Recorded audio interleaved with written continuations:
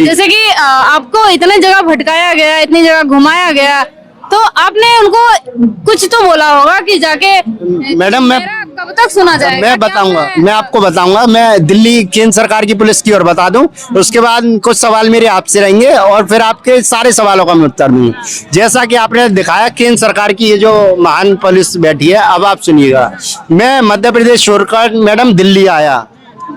दिल्ली में नई Delhi railway station पर मेरा फोन चोरी हुआ। मैंने उसमें मैडम आईजी एसपी सारे सबूत थे, सारे।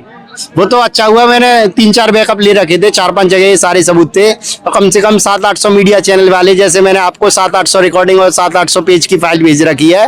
ये लोग अगर ये भी सोचें कि मुझे मरवा दिया जाएगा, ये सबूत नष्ट हो जाएंगे, तो कोई सबूत नष्ट नहीं होगा। ये दुनिया के मैडम पता नहीं किस किस पत्रकार के पास कहाँ था। और मैडम मेरी आपसे भी हाथ जोड़ के विनती है, अगर मेरे ऊपर कोई भी हमला होता है तो आप पूरी दुनिया के सामने एक एक करके सारे सबूत उजागर कर दीजिएगा। नहीं, हमला नहीं होगा आपके पास, आपके ऊपर, क्योंकि अभी हमारा देश जो है मरा नहीं है, जिंदा है मैडम। ठीक है, मानते हैं सिस्टम में गड़बड़ी है, सिस्टम में जो गड़बड़ी। जय भीम, जय भीम। यहाँ हम लोग बैठे हुए हैं आपकी आवाज उन तक पहुँचाने के लिए, और हम भी पूरी कोशिश कर रहे हैं कि आपकी आवाज वहाँ तक पहुँचे। तो ऐसा मत सोचिए कि आपके ऊपर हमला हो या कुछ भी हो, बाकी तो मैडम मैं केंद्र सरकार की पुलिस के आपको वो बताता हूँ। नई दिल्ली रेलवे स्टेशन पर मेरा फोन चोरी हुआ। आप समझिएगा किस तरह की प्रताड़ना दी जा रही।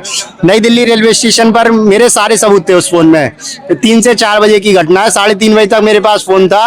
वहाँ मैंने बोला, मैंने कहा सर मैडम जो नई दिल्ली रेलवे स्टेशन पर मैडम फोन चोरी की FIR लॉन्च करती है। मैंने कहा मैडम मेरा फोन चोरी हो चुका है, राष्ट्रीय मानवाधिकार आयोग में मेरी DGP ऑफिस तक के खिलाफ शिकायत दर्ज है। बहुत संवेदनशील सबूत है उसमें, अगर किसी गलत हाथ लग गए तो बहुत बलवा हो सकता है, बहुत दंगा होने के आसार है। उन्होंने कहा कि मैं नहीं पढ़ रही। मैंने कहा मैडम आपकी नौकरी चली जाएगी। नहीं पढ़ रही, आपकी नौकरी चली जाएगी। मैडम उन्होंने बोला मुझसे कि मैं नहीं पढ़ रही, मेरा मन, जो डे एंड नाइट की दोनों शिफ्ट की मैडम थी, उन्होंने। मेरा मन का क्या है? आपके मन के हिसाब से यहाँ बैठाया गया है आपको? जी। हम टैक्स भर रहे क्यों भर रहे हैं? आप जो सैलरी ले रहे हैं आपके मन के हिसाब से चलेगा? केंद्र सरकार पुलिस अपने मन के हिसाब से काम कर दी। डे और नाइट की मैडम दोनों शिफ्ट की मैडम बैठी थी। उन्होंने जो डे शिफ्ट वाली थी, मैंने हाथ जोड़े उनके। मैंने कहा मैडम आप तो लिख दीजिए। कि अभी लिख दूंगी, मेरा मन नहीं है, मन नहीं है। कि आपने वहाँ ये नहीं बोला कि आपके मन से चलेगी सरकार? मैंने उनसे ये नहीं बोला मैडम, मैंने लेकिन उनसे ये स्पष्ट बोला कि मैडम मैं तो बर्बाद हो चुका हूँ, मुझे हर जगह भटकाया जा रहा है, लेकिन आपकी नौकरी चली जाएगी, आपकी नौकरी जाए। मैडम नई दिल्ली रेलवे स्टेशन पर ऐसा कोई भी पुलिसकर्मी नहीं था, कोई प्लेटफॉर्म नहीं था जहां मैंने देखा ऐसा कोई भी व्यक्ति रहा हो जिन्हें मैंने उसके हाथ पैर नहीं जोड़े हों, कि उनके वो रिक्वेस्ट ना की हो कि कॉल करा दीजिए। उसमें बहुत संवेदनशील मामला है मैडम। वहां के बाद किसी ने मुझे सलाह दी कि मीडिया के पास जाइए, इंडिया गेट पर तुम्हें मीडिया मिलेगी। ठीक है मैडम, मैं इंडिया गेट पर गया। इंडिया गेट पर जो 112 डायल वाले पुलिस वाले खड़े होते, इमरजेंसी पुलिस। मैंने बोला, मैंने कहा सर यूपी के DGP ऑफिस तक की शिकायत मेरे भाई के खिलाफ दर्ज है, मेरा फोन चोरी हो चुका है, मेरा सब कुछ हड़पा जा चुका है, ना मेरे पास शारीरिक बल है, आर्थिक बल है। सीधे दिल्ली पुलिस कंट्रोल रूम में अनाउंस करा दीजिए कि एक विकलांग व्यक्ति नई दिल्ली रेलवे स्टेशन से पिछड़ चुका है। ठीक है मैडम, कि ये DGP ऑफिस तक के गवाह है, राष्ट्रीय स्तर का गवाह बन चुका है। राष्ट्रीय मानव आयोग में जो व्यक्ति शिकायत दर्ज करा है वो राष्ट्रीय स्तर की शिकायत का गवाह हुआ। हाँ, वहां से मैडम नई दिल्ली पुलिस के वहां तक, सॉरी इंडिया गेट पर जो पुलिस खड़ी होती है, उन्होंने पता क्या जवाब, साले भाग जा तुझे मारूंगा। आपने ये नहीं बोला क्यों मारोगे? मेरी क्या गलती? मैंने उनसे बोला, मैंने कहा क्या दोबारा बोलना कि मारूंगा तुझे। उन्होंने बोला कि, मैंने कहा तुम्हारी नौकरी चली जाएगी।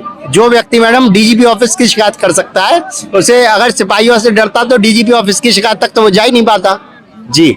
उसके बाद मैडम सर्वोच्च न्यायालय के सुरक्षा कर्मियों का इसमें संलिप्तता होती है। मैडम वहां से आने के बाद मैं सुप्रीम कोर्ट आया। सुप्रीम कोर्ट के गार्ड्स के मैंने हाथ पैर जोड़े। मैंने कहा सर मेरा भाई गुम हो चुका है, मेरे पास पैसे नहीं है, राष्ट्रीय मानव आयोग में मेरी शिकायत दर्ज है, मेरे फोन चोरी तक की FIR नहीं करी जा रही, मुझे 3 राज्यों में भटकाया जा रहा है, मुझे मेडिकल ट्रीटमेंट नहीं मिल रहा। मैडम उन्होंने बोला कि तू अंदर नहीं जाएगा। क्यों नहीं जाऊंगा? इस तरह का दबाव। मैडम सुप्रीम कोर्ट का ऐसा ही कोई गेट होगा जहां मैंने हाथ पैर नहीं जोड़े थे। मैंने उनसे बोला, मैंने कहा सर बहुत बड़ा मामला है, हर जगह प्रताड़ित किया जा रहा है। नहीं तू अंदर नहीं जाएगा, जा यहाँ से पुलिस उठा ले जाएगी तुझे। जो अनाथ विकलांग व्यक्ति 3 राज्यों में फुटबॉल की तरह घूमे हैं, उसके बाद भी सर्वोच्च न्यायालय सुरक्षा कर्मियों द्वारा उनके साथ ये व्यवहार होता है। उसके बाद मैडम मैं राहुल गांधी जी के कार्यालय पर गया, कांग्रेस के, जो अकबर रोड पर स्थित है। 24 या 26 नंबर पर है, मुझे पता नहीं है मैडम, क्योंकि इतनी बुरी प्रताड़ना हुई है मेरे साथ सरकार द्वारा, केंद्र सरकार पुलिस, राज्य सरकार पुलिस, इसके द्वारा। मैडम वहाँ मैंने उनके कांग्रेस कार्यालय के सुरक्षा कर्मियों के हाथ पैर जोड़े। ये राहुल गांधी जी के जन्मदिन से एक दिन पहले की घटना है। वहाँ मैंने स्पष्ट रूप से बोला, मैंने कहा सर मेरा सब कुछ हड़पा जा चुका है, मुझे न्याय दिला दीजिए। वहाँ मुझसे बोला कि ठीक है मैडम, जो उनके कार्यालय पर एक छोटी सी चाय की दुकान है, मैं वहाँ सोया था, सड़क पर सोया था मैं। रात को 2 सफारी सूट पहनकर 2 बाउंसर्स आते हैं कि खड़ा हो जा। मैंने उनके हाथ पैर जोड़े, मैंने कहा जी सर, कि भाग जाए यहाँ से, कि हमें जानता है हम कौन है। मैंने कहा सर मैं नहीं जानता आपको, मेरा सब कुछ छीना जा चुका है, कि हमें दिल्ली पुलिस। मैंने कहा सर मेरी राष्ट्रीय मानव आयोग में शिकायत दर्ज है डीजीपी ऑफिस के खिलाफ, तेरी एनएचआरसी तुझे उठा के बंद कर देंगे, कि सुबह 11 बजे के बाद बात करेंगे। इस तरह की प्रताड़ना है अनाथ और विकलांग के साथ। मैंने कहा ठीक है मैडम, ठीक है सर मैं जा रहा हूँ। मैडम मैं वहां से गया, फिर बोले नई दिल्ली रेलवे स्टेशन में मैं अपने भाई की मिसिंग रिपोर्ट दर्ज कराने गया। मैडम नई दिल्ली रेलवे स्टेशन पर मुझसे बोला कि उसमें मैंने स्पष्ट लिखा कि राष्ट्रीय मानव आयोग में प्रार्थी की शिकायत दर्ज है इसी व्यक्ति के नाम से। मैडम बताया उन पुलिसकर्मियों द्वारा क्या बोला गया, कि तेरी मानसिक स्थिति खराब हो चुकी है। मानसिक स्थिति खराब करने के जिम्मेवार तो ये स्वयं पुलिस अधिकारी हैं। ये जो उन लोगों ने प्रताड़ना दी है, मानसिक तनाव दिया, उसका जिम्मेवार तो वो स्वयं है। उसके बाद मैडम वहां से मुझे मोहर लगा के वो दे दी गई। पता है वहां से क्या बोला गया, कि जिस जगह से तुम्हारा भाई गायब हुआ है वहां सीसीटीवी कैमरे नहीं है, सीसीटीवी कैमरे नहीं है। मैं आपसे पूछना चाह रहा हूँ कि क्या ऐसा हो सकता है कि देश की राजधानी के रेलवे स्टेशन पर कैमरे ना हो? क्या ये संभव है? क्या एक व्यक्ति की जो राष्ट्र मानवाधिकार आयोग की शिकायत दर्ज का आवेदन का कागज दिखाता है, उसके बाद भी फोन चोरी करने के लिए राष्ट्र मानवाधिकार आयोग का कागज दिखाना पड़ेगा? मैं आपसे पूछ रहा हूँ।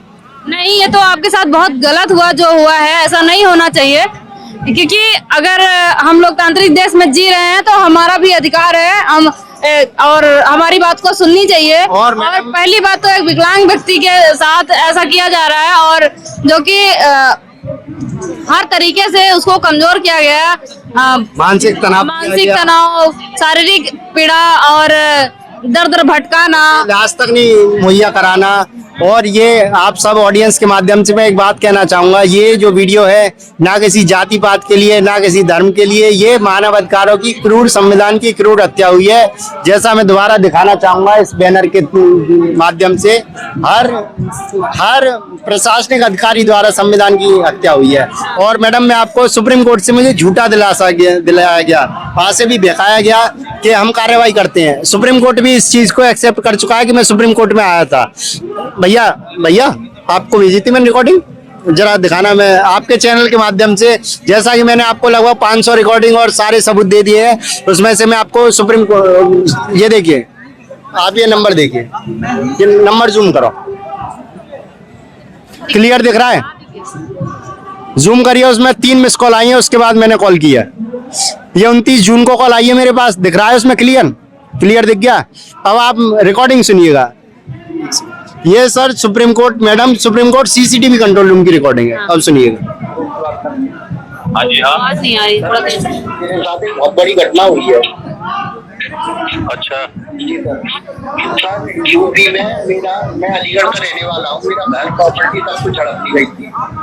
अच्छा जी सर। मैं उसके बाद क्या बोलते, मैंने चौकी, थाने, एसएसपी ऑफिस कंप्लेंट करी सर, कोई एक्शन नहीं हुआ वहाँ से। जीत गुप्ता जी बोल रहे हैं क्या? जी सर मैं जीत गुप्ता बोल रहा हूँ। अच्छा गुप्ता जी, आप लाल टी शर्ट पहन के आए थे क्या उस दिन जब आए थे सुप्रीम कोर्ट में? जी सर, सुबह 9 बजे के आसपास। जी सर मैं बहुत बड़ी घटना हुई है सर मेरे साथ में। ना कोई मीडिया वाला सबूत था सर, ना मेरे पास फाइनेंशियली बहुत ज्यादा गिरा हुआ हूँ सर। 3 स्टेट को मुझे टॉर्चर किया गया है सर, सारी एविडेंस है मेरे पास। अच्छा, चलो ठीक है, हम कार्रवाई करते हैं। जी सर प्लीज आपका बहुत बहुत शुक्रिया। ठीक जी सर। मैडम आपने, जैसा कि आप सब ऑडियंस ने ये सुना होगा, इसके माध्यम से, इस ऑडियो और स्पष्ट मैंने दिखाया, क्योंकि कुछ महानुभाव ये कहेंगे कि ये झूठी रिकॉर्डिंग है, कहीं और की रिकॉर्डिंग है। जैसा कि मैंने स्पष्ट दिखाया, जिन लोगों को शक हो वो कृपया इस नंबर को सर्च करें। ये supreme court CCTV control room का नंबर है। वहां से जैसा कि आप स्पष्ट सुन सकते हैं, उसमें बोला गया, मैंने बस ये जिक्र किया कि सर मैं यूपी का रहने वाला हूँ, मेरा घर जमीन व्यापार सब कुछ हड़पा गया, मुझे 3 राज्यों में प्रताड़ित किया गया। उन्होंने स्पष्ट बोला कि जीत गुप्ता जी बोल रहे हैं, लाल टी शर्ट पहनकर आए थे। मैडम आप एक बात बताइए, सारे सबूत झूठे हो सकते हैं, तो सुप्रीम कोर्ट ने इस बात को कैसे कबूल किया कि मैं लाल टी शर्ट पहनकर आया था? या जब वह लोग मुझे मॉनिटर कर रहे थे कि कोई व्यक्ति लाल टी शर्ट पहनकर भटक रहा है, तो उन लोगों ने अपने कंट्रोल रूम से या वायरलेस से ये क्यों नहीं बोला कि इस व्यक्ति की सुनवाई की जाए? और मैंने 15 दिन पहले उनसे बोला, सर मेरे पास सारे सबूत हैं, 3 स्टेट में टॉर्चर किया गया है। क्या ये सर्वोच्च न्यायालय के सीसीटीवी कंट्रोल रूम वाले नहीं जानते कि जो अनाथ व्यक्ति 3 राज्यों में प्रताड़ित किया गया हो, विकलांग व्यक्ति, वह उन सबूतों को संभाल के रखेगा? वो तो स्वयं ये चाहते हैं। इसका अर्थ ये हुआ कि सबूत ये नष्ट कर दिए जाए। उसके बाद मैडम मैं आपको परसों की घटना बताता हूँ। मैं बुलंदशहर के एक आश्रम में रह रहा था। मैं डीएम साहब के पास गया। मैंने डीएम साहब को ये रिकॉर्डिंग सुनाई, ये सारे मैंने मेल किए सब जगह ऐसे करके। बुलंदशहर के डीएम साहब, मैं स्पष्ट रूप से बोल रहा हूँ, जिला बुलंदशहर डीएम साहब के पास, शायद हर्ष सिंह या ऐसा करके कुछ उनका नाम है, वो मुख्यमंत्री जी के चीफ सेक्रेटरी भी रह चुके हैं। वो मैंने उनसे बोला कि मैंने कहा सर ये देख लीजिए, उसमें आवेदन में क्लियर लिखा राष्ट्रीय अंतर्राष्ट्रीय स्तर का गवाह है। जब अंतर्राष्ट्रीय मानवाधिकार आयोग तक मामला पहुंच गया तो ये अंतर्राष्ट्रीय स्तर का मामला हुआ, स्पष्ट रूप से हुआ। मैडम मैंने रिकॉर्डिंग सुनाई, मैंने कहा सर ये देखिए। मैडम उन्होंने ये क्या हटाएं फालतू की चीजों को, कुछ काम धंधा कर ले जाते। तो बोलना चाहिए आपको कि ये फालतू अगर आपको लग रहा है तो इसका मतलब है कि आप यहाँ पे लोगों की हत्याएं करने के लिए बैठे हो। फिर किस लिए बैठे हैं मैडम? जो हमारी आवाज नहीं सुनी जा रही है, क्या हम इंसान नहीं है? हमारे अंदर पीड़ा नहीं है? हम अपना हक मतलब हम जीना नहीं जानते हैं? मैडम जब जो हमारा हक नहीं है इस देश में रहने का? जो व्यक्ति रिश्वत खा के, भ्रष्टाचार की काली कमाई खा कर जो एसीओ में पल रहे हैं, एसीओ में उनके बच्चे बड़े बड़े स्कूलों में पढ़ रहे हैं, तो वो किसी असहाय लाचार व्यक्ति का क्या दुख समझेंगे, क्या दर्द समझेंगे? उन पर जब उनके बच्चे भटकते हैं, उनके खिलाफ जांच बैठती है, कार्यवाही विभाग की टीम बैठती है, जब उनको पीड़ा समझ आती है कि हमने किसके साथ क्या किया था। मैं आप सबके चैनल के माध्यम से मैडम, आपके माध्यम से, जैसा कि मैंने आपको 500 लगभग रिकॉर्डिंग, 800 पेज की फाइल सारी दे दी है मैडम। अगर कभी भी आपको ये खबर मिले, और प्लीज मैडम आप मुझसे कनेक्टेड रहिएगा, क्योंकि ये मामला मैडम मेरा अकेले का नहीं है, ये भारत की 140 करोड़ की जनता है। और ये बहुत ही शर्मसार की घटना है कि एक अनाथ विकलांग व्यक्ति को अंतर्राष्ट्रीय स्तर तक जाना पड़ा हो। जी बहुत बहुत धन्यवाद। पूरे देश के अंदर जहां कहीं भी बहुजन समाज पर एट्रोसिटीज होती है, उस एट्रोसिटीज पर अगर वो व्यक्ति, वो परिवार मेरे पास तक पहुंच जाता है, जिन केसेज में मेरे फोन के जाने के बाद एक्शन हुआ, उस पर रेप केस तक है, कुल्हाड़ी से काटे हुए हमारे समाज के, बहुजन समाज के लोगों को काटा गया, उन पर कार्रवाई कराने का काम किया। ऐसे सैकड़ों मनुवादियों को जेल भिजवा चुका हूं जो मेरे समाज पे, मेरी बहन बेटियों पर अत्याचार करते हैं। मेरे फिल्म प्रोडक्शन हाउस के अंदर अगर कोई आदमी इलेक्ट्रॉनिक मीडिया के अंदर जाना चाहता है या फिल्म लाइन में जाना चाहता है, उसको फ्री ऑफ कॉस्ट ट्रेनिंग में दे रहा हूं और देता रहूंगा। धर्म पढ़ाएंगे आपको, रामायण, महाभारत, गीता, बाइबल और कुरान। दोस्तों आपको पढ़ना होगा भारत का संविधान। 1984 में काशीराम साहब को ज्वाइन किया मैंने। जय भीम, जय भीम। और उस टाइम में 9th क्लास में पढ़ता था। उनके उस रास्ते पे काम करता हूँ। सामाजिक आंदोलन चलते रहना चाहिए, राजनीतिक आंदोलन चले या ना चले। ना बिकता हूँ, ना मुझे कोई खरीद सकता है, ना समझौता करता हूँ। सिर्फ 18 घंटे काम करता हूँ। जब तक मेरे समाज के, बहुजन समाज के पीड़ित व्यक्ति को न्याय नहीं मिल जाता, तब तक मैं बाबा साहब के विचारों और संविधान पर चलता हूँ। 9810085714। गांव की घटना है, ठाकुरों ने राइफल से गोली चलाई, मारने का प्रयास किया, सिर्फ बारात चढ़त के ऊपर की, इस रास्ते से बारात नहीं चढ़ गई, ठाकुरों का रास्ता है। सारे चैनल को बोला कि भाई स्टोरी चला दो, किसी कोई चैनल पे स्टोरी चलाने के लिए तैयार नहीं होगा। कौन से बहुजन समाज को न्याय दिलाने की बात कर? काशीराम साहब कहते थे कि मैं किसी की शादी में नहीं जाऊंगा, किसी के फंक्शन में नहीं जाऊंगा, किसी के घर नहीं जाऊंगा, ना शादी करूंगा, ना गए कभी। जो संगठन, जो राजनीतिक लोग चला रहे, वो अपने घर में पहले सुरक्षा और बंगला और पैसे का और बड़ी कार का इंतजाम कर रहे हैं। उस पर भी आपको सोचना चाहिए। फिल्म लाइन और इलेक्ट्रॉनिक मीडिया में इस समाज के लोग, जो पुअर सेक्शन है, पुअर कास्ट जिसको कहते हैं, SC ST OBC माइनॉरिटी, एक भी चैनल का कोई भी मालिक इस देश के अंदर आज तक नहीं है। क्यों नहीं है? हमारा चैनल